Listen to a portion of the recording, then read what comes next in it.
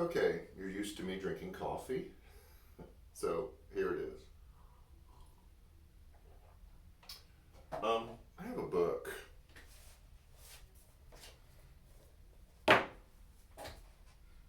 It looks like it's upside down, but it's really not.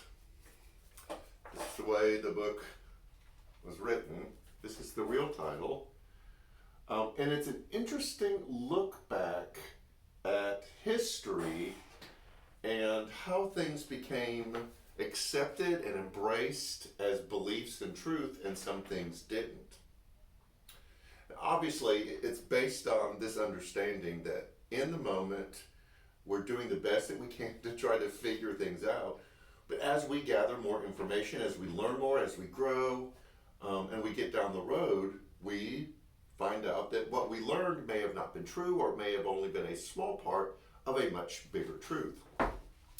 Obviously, we're seeing this played out in conversations about masks and the pandemic and vaccines in a way that we felt like we were lied to early on, because we were told one thing, and then as we gather more information, as we move along, we realize that that wasn't completely true, it was partially true. And so what happens is we develop within us this cynicism where we don't trust anybody, we don't know what to believe, what not to believe. And so there's a lot of different ways that we can go. One is we just find our little tribe of people, the people who think like we do, believe like we do, our little circle, and social media has amplified that, because you can circle yourself around people who just think like you do, and you don't have to interact or encounter with anyone who has different viewpoints or different perspectives. So we can do that. I'm just going to reinforce what I already believe. Or we can numb or escape. I don't want to watch anything, I don't want to listen to anything, I don't want to read anything. I'm just going to live in the fantasy of my own little world, or get involved in things that keep us from having to deal with our beliefs and our values. Or we can face it head on and go like, there's probably a pretty good chance that a lot of what I hold on to, a lot of what I believe, what I think is true, may have just been something that a grandparent told me, or I had a preacher tell me when I was a kid, who was more his opinion than it was based out of scripture. I believe, which is an interesting way to have this conversation, that the core of who we are, what drives us, in fact, it's a divine spark that's within us, is to find understanding. It's trying to figure out why things are the way they are, is to explain things, to find patterns.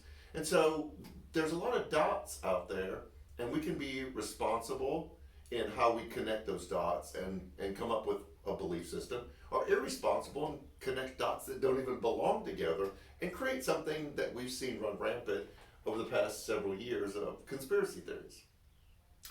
All of that to say, at the core of who we are, like I said before, is to believe. I want something that I can believe in, that I can hold on to, that's true, that it helps explain everything to me. It tells me who I'm supposed to be and how I'm supposed to act in this world and how society is supposed to be. So we are starting a 5-part series called I Believe. And this Sunday is the very first Sunday, and it's starting off with I believe is at the core of who I am. The desire to want to believe in something is pre-wired, it's preset. And so I have to recognize that there's something inside of me that drives me to try to understand the world around me.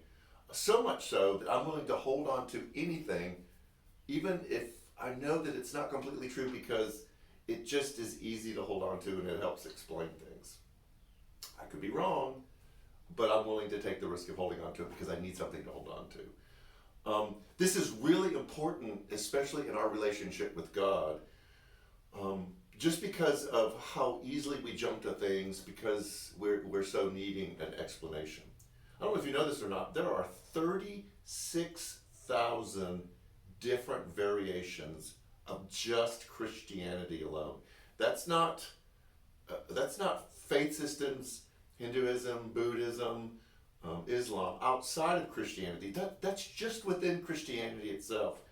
And probably even within those 36,000 different ones, there's a subtle nuances in how people believe and how they practice what they believe. So we realize this is really important. So this Sunday we're going to look at why is it inside of us? Where did it come from? Obviously, Scripture is going to reveal that to us. And we're going to lay kind of a heavy foundation for why we have this need to believe. In an open-handed kind of way to go like, God, I realize that this is what I believe now, but I'm willing to be open for how you are going to move and show me things in the future. This is going to be a really dense, thick message, but I hope it gives you an understanding of why we are the way we are, why society kind of acts the way that it does, and things that we can do to help us really fashion and curate a belief system that's very aligned with Scripture and who God is, and then help us live in the world. So that's this Sunday. We will be in person and masked. I know the numbers are dropping, but it seems like that they've leveled off over the past several weeks, so it seems like people are relaxing on some of the protocols that they're supposed to do, and the numbers aren't continuing to drop. So we will be encouraging you to wear masks. We have some available if you need them. Our children are meeting. We had kids this past Sunday. Our students, our youth are meeting. We had a good turnout of our students this past week. And we hope to have after party this Sunday too. We will let you know Sunday. It's always based on a lot of things that are going on, whether we have after party. We will post a link for you to join us either in person or virtually for the after party discussion. So join us. We hope to see you. Enjoy the beautiful weather, and we hope you have a great day. Take care.